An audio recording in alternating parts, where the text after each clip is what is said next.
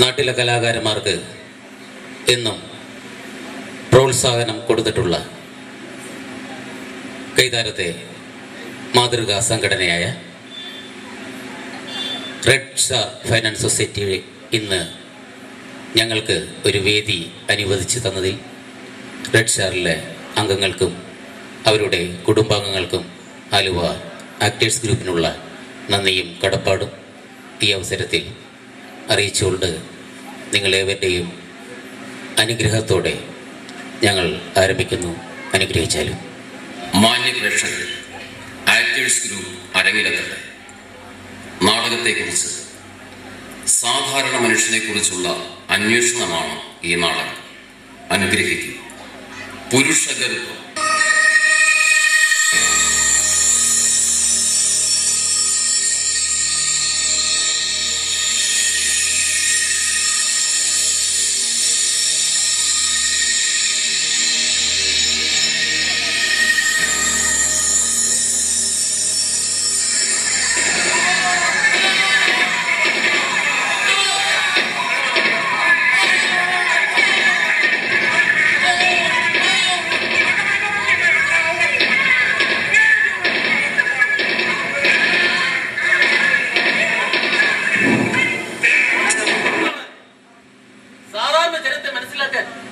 വളരെ ബുദ്ധിമുട്ടാണ്. എന്നാൽ ഈ സാധാരണ മനുഷ്യൻ ചരിത്രത്തിലെ വിചിത്രമായ ജനങ്ങളിൽ ഒരാളാണെന്ന് ഞാൻ പറയുന്നു. ചരിത്രത്തെ ശ്രദ്ധിച്ചു നോക്കിയാൽ ചരിത്രത്തിന്റെ താളുകളിൽ ഈ സാധാരണ മനുഷ്യൻ നിലനിൽക്കുന്നുണ്ട്. ജാലിയൻ വാലാബാഗിൽ യഥാർത്ഥത്തിൽ വെടിവെച്ചത് ജനറൽ ഡയർ ആയിരുന്നു എന്ന് ലോകം മുഴുവൻ വിശ്വസിക്കുന്നു. പാവം ജനറൽ ഡയറും അങ്ങനെ തന്നെ വിശ്വസിക്കുന്നു. എന്നാൽ ജാലിയൻ വാലാബാഗിൽ യഥാർത്ഥത്തിൽ സംഭവിച്ചത്, യഥാർത്ഥത്തിൽ വെടിയുതിർത്തത് സാധാരണ മനുഷ്യന്റെ കരങ്ങൾ തന്നെയായിരുന്നു. ഈ സാധാരണ മനുഷ്യന്റെ സ്വാതന്ത്ര്യത്തിന് വേണ്ടി എത്ര മനുഷ്യരാണ് രക്തസാക്ഷികളായിട്ടുള്ളതെന്ന് ആർക്കറിയാം? ഈ സാധാരണ മനുഷ്യന് വേണ്ടി ജനാധിപത്യം കൊണ്ടും ഭരണഘടന എഴുതി പഞ്ചവത്സര പദ്ധതികളും സാധാരണ മനുഷ്യന് വേണ്ടിയുള്ളതായിരുന്നു. വലിയ വലിയ കെട്ടിടങ്ങൾ, റോഡുകൾ, ഗതാഗതങ്ങൾ, ഇതെല്ലാം സാധാരണ മനുഷ്യന് വേണ്ടിയുള്ളതായിരുന്നു. ഇതെല്ലാം സാധാരണ മനുഷ്യന് വേണ്ടിയുള്ളതാകുമ്പോൾ തന്നെ ഈ സാധാരണ മനുഷ്യനെ മനസ്സിലാക്കേണ്ടത് അത്യാവശ്യമാണ്. ഒരു കഥാകാരൻ നിലയിൽ എന്നെ സംബന്ധിച്ചിടത്തോളം വളരെ ബുദ്ധിമുട്ടാണ്. ഈ സാധാരണ മനുഷ്യന്റെ മുഖം എങ്ങനെയിരിക്കും, അതിന്റെ രൂപം എങ്ങനെയിരിക്കും, അതിന്റെ പ്രവർത്തന മേഖല എങ്ങനെയിരിക്കും, വളരെ ബുദ്ധിമുട്ടാണ്. അതുകൊണ്ട് ഞാൻ കുറച്ച് കഥാപാത്രങ്ങളെ അങ്ങോട്ട് നിർമ്മിച്ചു. അത് തികച്ചും സാങ്കല്പികം മാത്രമായിരുന്നു.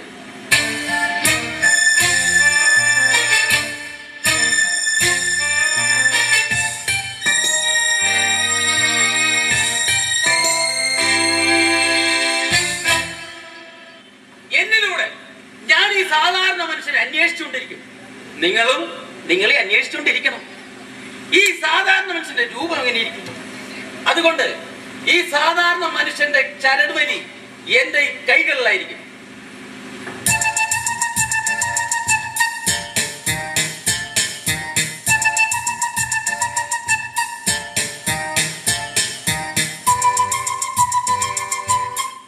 ഞാൻ പറയുന്നത് ഈ സാധാരണ മനുഷ്യൻ അന്വേഷിക്കൂ, അറിയിക്കൂ, മറുപടി പറയും. അതുകൊണ്ട് തന്നെ ഈ സാധാരണ മനുഷ്യൻ എന്റെ പേനയിലെ മഷി എവിടെ തീരുന്നുവോ അവിടെ ഇവരുടെ കാലടികൾ മുഴങ്ങിയിരിക്കും.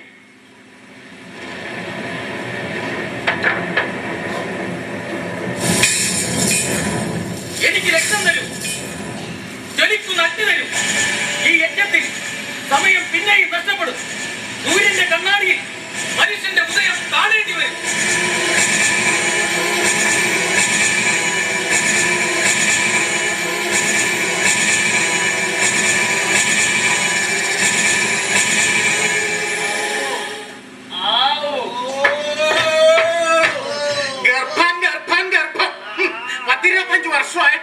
ഞാനൊരു ഗൈനക്കോളജിസ്റ്റ് ആയിട്ട് പ്രാക്ടീസ് ചെയ്തുകൊണ്ടിരിക്കുന്ന ഒരു ഡോക്ടറാണ്.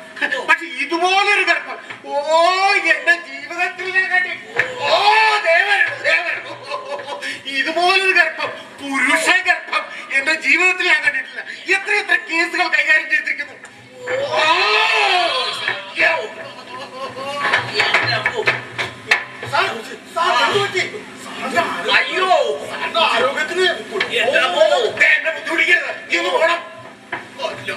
എന്റെ അപ്പോ ഡോക്ടർ ശാന്തനാവും. അല്ലെങ്കിൽ താങ്കളുടെ പ്രഷർ കൂടിയേക്കും. എന്റെ മനസ്സ് പറയുന്നു ഈ പ്രാവശ്യം ഗുരുജിയുടെ ഡെലിവറി തീർച്ചയായും നടന്നേക്കുമെന്ന്. ഡെലിവറി ഒന്നും നടക്കില്ല. കഴിഞ്ഞ 5 വർഷമായി ഞാൻ ഈ പ്രൊഫസറുടെ ചികിത്സ ഏറ്റെടുത്തിട്ട് എന്തൊരു വിചിത്രമായ കാര്യമാണ്. ഞാനൊരു ഗൈനക്കോളജിസ്റ്റ് ആയതിൽ സത്യം പറഞ്ഞ ദുഃഖിക്കുന്നു. ഓ 5 വർഷമായി ഇദ്ദേഹത്തിന് ലേബർ പെയിൻ തുടങ്ങിയിട്ട്, പ്രസവ വേദന തുടങ്ങിയിട്ട് 5 വർഷമായത്. ഓ ഞാൻ എത്ര പ്രാവശ്യം ഇയാളോട് പറഞ്ഞു സിസേറിയൻ ചെയ്യൂ, സിസേറിയൻ ചെയ്യൂ. എന്റെ ജീവിതമെങ്കിലും രക്ഷപ്പെട്ടാൽ. സിസേറിയന്റെ കാര്യം പറയരുത്. ഞങ്ങളുടെ ഗുരുജി സാധാരണ പ്രസവത്തിൽ വിശ്വസിക്കുന്നവരെ സാധാരണ പ്രസവം. പ്രസവത്തെ കുറിച്ച് നിങ്ങൾക്ക് എന്തറിയാം? പ്രസവത്തെ കുറിച്ച് നിങ്ങൾക്ക് എന്തറിയാം? പ്രസവം എങ്ങനെ വേണമെന്ന് തീരുമാനിക്കുന്നത് ഒരു ഡോക്ടറാണോ അതോ പ്രൊഫസറാണോ? സാധാരണ പ്രസവം വേണോ സിസേറിയൻ വേണോ ഇതൊക്കെ തീരുമാനിക്കുന്നത് ഞാനാ. അല്ല ഈ അവസ്ഥയിൽ എങ്ങനെ കുട്ടി പുറത്തു വരും? എങ്ങനെ വായിക്കുടി പുറത്തു? അതിനെ പറ്റി പറയരുത്. ഞങ്ങളുടെ ഗുരുജി പറയുന്നത് മനുഷ്യ ശരീരത്തിൽ 9 ദ്വാരങ്ങളുണ്ട്. അതിൽ ഏതെങ്കിലും ഒന്നുകൊണ്ട് സാധിക്കും. അപ്പോ ഒന്ന് അനക്കി താടാ. Ready for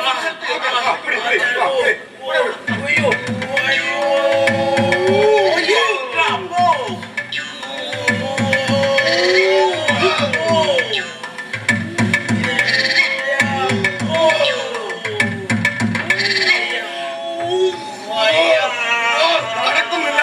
ഡോക്ടർ ഒന്ന് വേഗം വരൂ. എന്താ കാര്യം? ഞാനാകെ ക്ഷീണിച്ചു. എനിക്കൊന്ന് ഇരിക്കണം. ഓ ഈ സമയത്ത് ഇരിക്കാൻ പാടില്ല. നടക്കൂ. പിടിച്ചു നടത്തൂ. മെല്ലെ നടത്തൂ. ഇവിടെ കിടക്കാം. പാടില്ല. നടക്കൂ. അല്ലെങ്കിൽ ഇരിക്കാം. അല്ലെങ്കിൽ നടക്കാം. അപ്പോ സൂക്ഷിക്കണേ. ഒരടക്കം. അയ്യോ എന്റെ അപ്പോ ഇവിടെ ഇതുപോലെ എത്ര അനങ്ങൾ കണ്ടിട്ടുള്ളവനാ ഞാൻ. 8 മാസമായതിന് 10 മാസമായതിന് 12 മാസം വരെ പോയതിന് ഈ കൈ കൊണ്ട് ഈസി ആയിട്ട് വലിച്ചു പുറത്തിട്ടുള്ള ഒരു ഗൈനക്കോളജിസ്റ്റ് ആണ്. ഓ പക്ഷെ ഇത് വല്ലാത്ത കഠിനം. വയ്യ എനിക്കൊന്ന് ഇരിക്കണം. ഞാനൊന്ന് പരിശോധിക്കട്ടെ. അയ്യോ ശ്വാസം അകത്തേക്ക് വലിക്കുന്നു.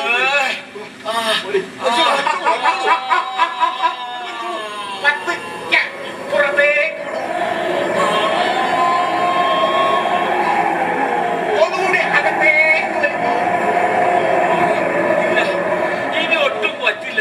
എനിക്കൊന്ന് ഇരിക്കണം. Okay no problem. അയ്യോ എന്റെ അമ്മോ. അയ്യോ എന്റെ അമ്മോ. അമ്മോ അയ്യോ. ഇപ്പോൾ എന്ത് തോന്നുന്നു? വലിയ സാഹസമാണ് ചെയ്യുന്നതും തോന്നുന്നു. എത്ര ആത്മാഭിമാനമുള്ള കാര്യമാണ്. ഞാൻ വലിയ പണ്ഡിതനൊന്നുമല്ല. ഒരു സാധാരണ അധ്യാപകനാണ്. ഒരു പ്രഗ്നന്റായ അധ്യാപകൻ. രാജ്യത്തിന്റെ ദൃഷ്ടിയും ആശങ്കയും എന്നിലാണ്. എങ്ങനെ സംഭവിച്ചു? എങ്ങനെയാണെന്ന് അറിയില്ല. അങ്ങനെയൊക്കെ സംഭവിച്ചു പോയി. എന്നാലും ഗുരുജി ഇതെങ്ങനെ സംഭവിച്ചു? താങ്കൾക്ക് ഒന്നും തന്നെ ഓർമ്മയില്ലേ? ഒന്നും ഓർമ്മയില്ല. നിങ്ങൾക്കറിയാമോ, കഴിഞ്ഞ 5 വർഷമായി ഞാൻ സാധാരണ മനുഷ്യനെ അന്വേഷിക്കുകയായിരുന്നു. ഈ അന്വേഷണങ്ങൾക്ക് പ്രത്യേകിച്ച് പ്രശ്നങ്ങളൊന്നുമില്ല. എന്നാൽ വളരെ വിചിത്രമായി. എന്ത് വിചിത്രമായി? ഞാൻ സാധാരണ മനുഷ്യനെ അന്വേഷിച്ചു.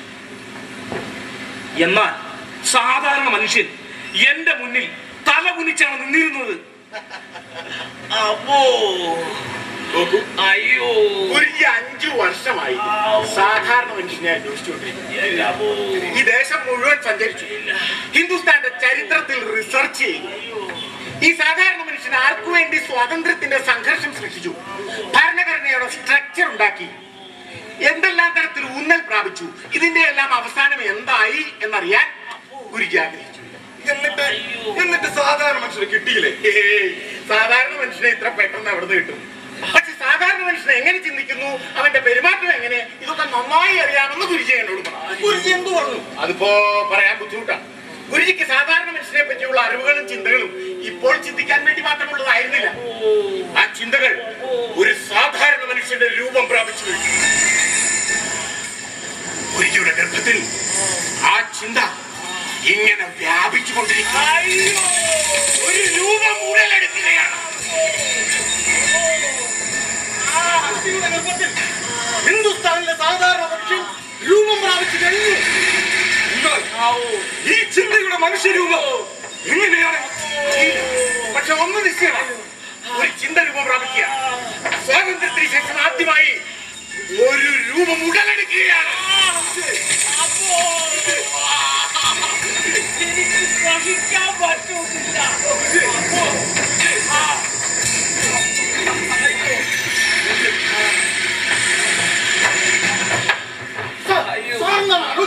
ഇത് തന്നെ സാധാരണ മനുഷ്യനെ ഇതുവരെ പിടികിട്ടിയിട്ടില്ല. ഇന്ന് വരെ പത്രത്തിൽ അച്ചടിച്ചു വന്നിട്ടില്ല.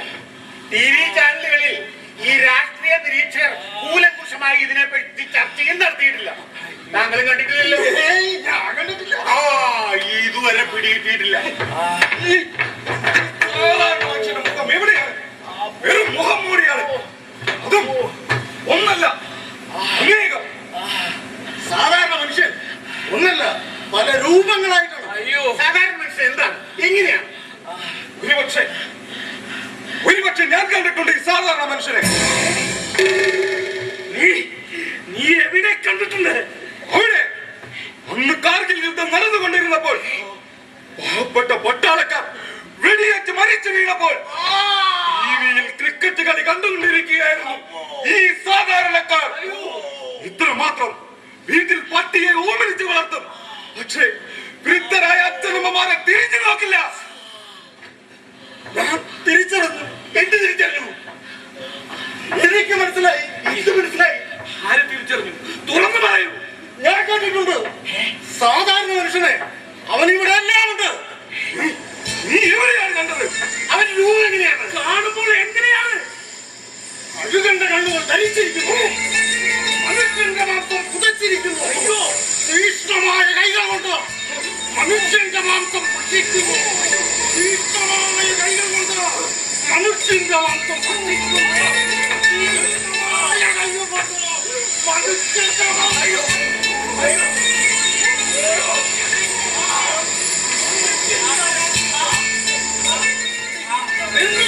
നിർത്താൻ. സാധാരണ മനുഷ്യനെ കുറിച്ച് ഇത്ര ഭയാനകമായ വിവരണമോ ഇതെങ്ങനെ ശരിയാവുകയാണെങ്കിലോ എന്നോട് ആരും പറഞ്ഞു ഇതിലേക്ക് സംസാരിക്കാൻ? എന്റെ സങ്കല്പത്തിലെ സാധാരണ മനുഷ്യൻ ഇങ്ങനെയല്ല. നീ ആരാണ്? നീ അതിനെ ലംഘിക്കുന്നു. ഞാനാണ് ഈ നാടകത്തിൽ നാടകത്ത്. നീ അതിനെ ലംഘിക്കുന്നു. നിന്നോട് ആരും പറഞ്ഞു ഇതിലേക്ക് സംസാരിക്കാൻ? നീ ആരാണ്? ഞാനാണ് നാടകം. നിന്നോട് ആരും പറഞ്ഞു?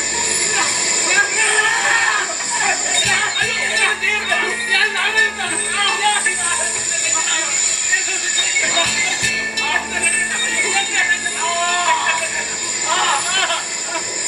സാധാരണ മനുഷ്യൻ ഒരിടത്തുമില്ല.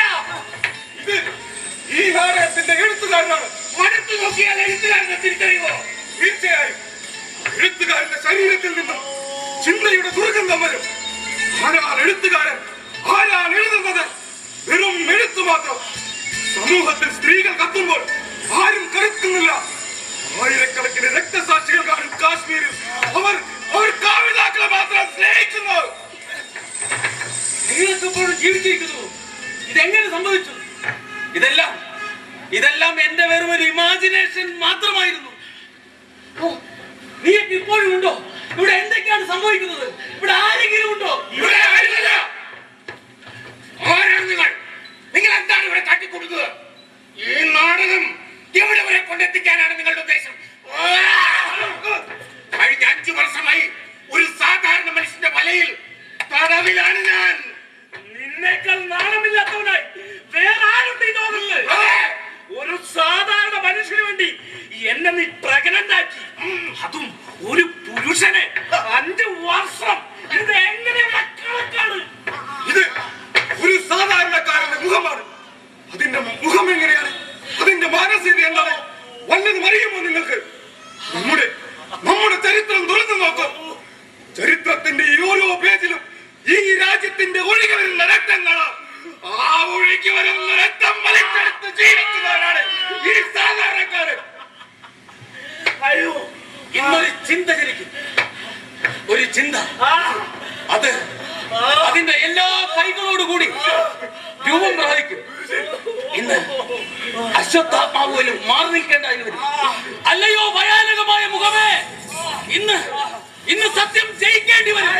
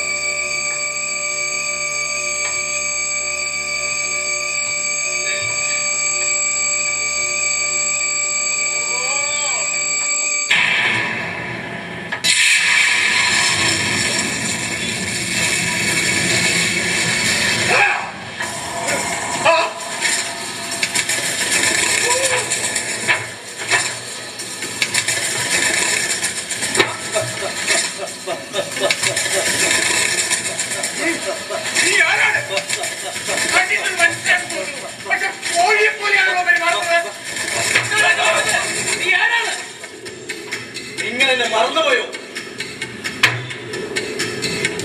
എന്നെ ശ്രദ്ധിച്ചു നോക്ക്, എന്റെ കണ്ണുകളിലേക്ക് നോക്ക്, എന്റെ ശ്വാസത്തിന്റെ താളം ശ്രദ്ധിക്ക്. എന്നെ മനസ്സിലാക്കാതെ എനിക്ക് രക്ഷപ്പെടാൻ സാധിക്കില്ല.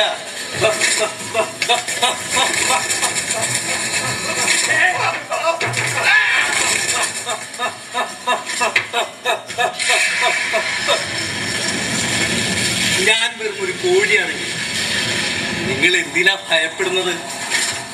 എഴുത്തുകാരന്റെ പേന പിഴക്കില്ല, നോട്ട് ഒരിക്കലും ഉണ്ടാകില്ല.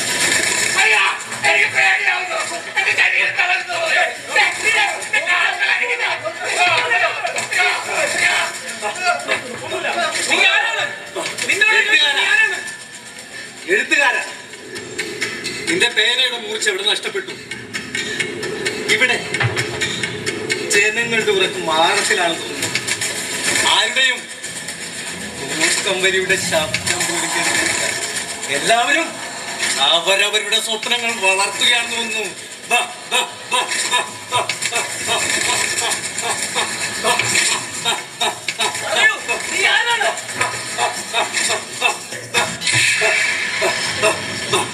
ഞാൻ കാഴുകന്റെ കണ്ടുകൾ ധരിക്കുന്നു, മനുഷ്യന്റെ മാംസം ഭക്ഷിക്കുന്നു.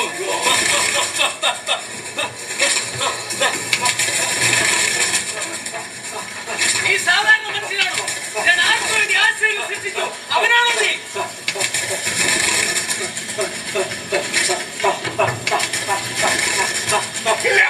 ഞാൻ സാധാരണ മനുഷ്യനല്ല. എനിക്കൊരിക്കലും അങ്ങനെ ആവാൻ കഴിയില്ല. അല്ല, ഞാൻ സാധാരണ മനുഷ്യനേ. അങ്ങനെ തരയില്ല. നിങ്ങളുടെ സ്വഭാവം നിങ്ങളിൽ നിന്ന് എങ്ങനെ രക്ഷപ്പെടാനാണ്?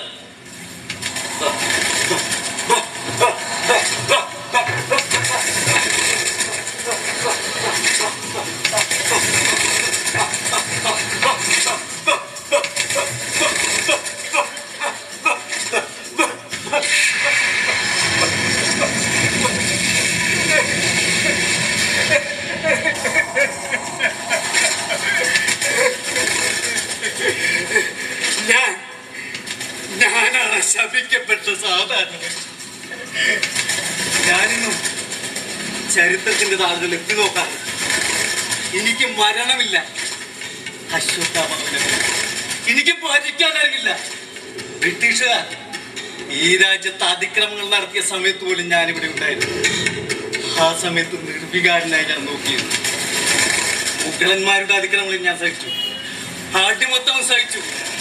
അതിക്രമങ്ങൾ വർദ്ധിച്ചു. അവൻ എന്നെ ജീവിക്കാൻ അനുവദിച്ചില്ല. ഞാനാണ് അവര് വഴിയുണ്ടായിരുന്നത്.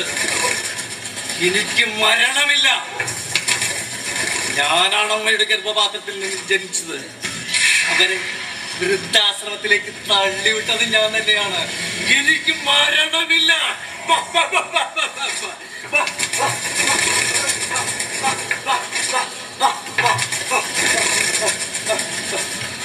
എനിക്ക് മരണമില്ല.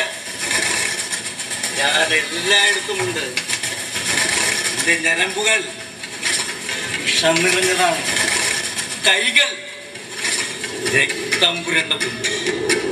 എനിക്ക് രക്തത്തോട് ദാഹമുണ്ട്. ആരെങ്കിലും എന്റെ കൈകൊണ്ട് മരിക്കുമ്പോൾ എന്റെ ദാഹം വർദ്ധിക്കുന്നു.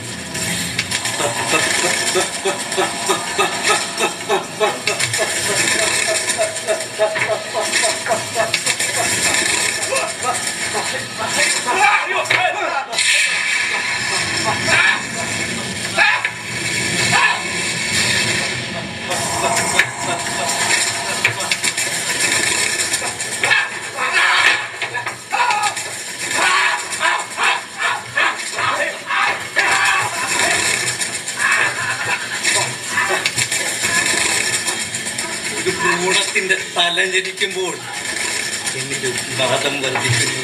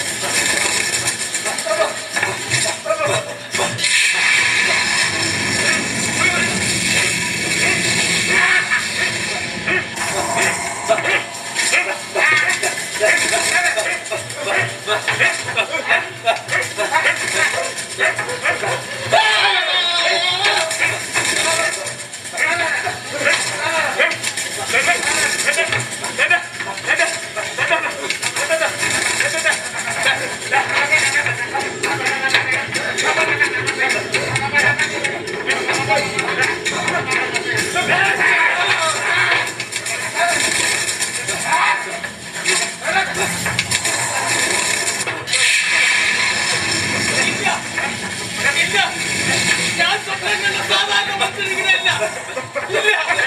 എന്റെ സങ്കല്പത്തിലെ സാധാരണ മനുഷ്യരിങ്ങനെയല്ല. അല്ല, എന്റെ സ്വപ്നത്തിലെ സാധാരണ മനുഷ്യരിങ്ങനെയല്ല. അല്ല, എന്റെ സ്വപ്നത്തിലെ സാധാരണ മനുഷ്യരിങ്ങനെയല്ല. ഇല്ല, ഞാൻ സ്വപ്നം കണ്ട സാധാരണ മനുഷ്യരിങ്ങനെയല്ല. ഇല്ല, ഞാൻ സ്വപ്നം കണ്ട സാധാരണ മനുഷ്യരിങ്ങനെയല്ല.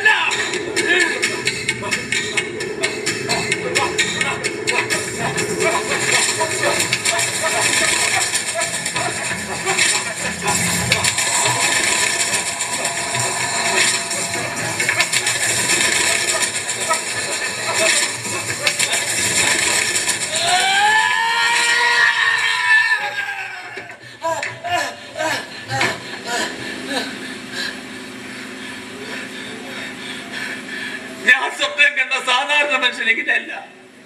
എന്റെ സ്വപ്നത്തിലെ സാധാരണ മനുഷ്യനിങ്ങനെയല്ല. മനുഷ്യൻ മനുഷ്യനെ സ്നേഹിക്കുന്ന, മനുഷ്യൻ മനുഷ്യനെ തിരിച്ചറിയുന്ന ഒരു പുതിയ ജനതയ്ക്ക് വേണ്ടി എന്റെ ഈ തൂലികയെ ചലിപ്പിച്ചുകൊണ്ടേയിരിക്കും. ഇത് സത്യം.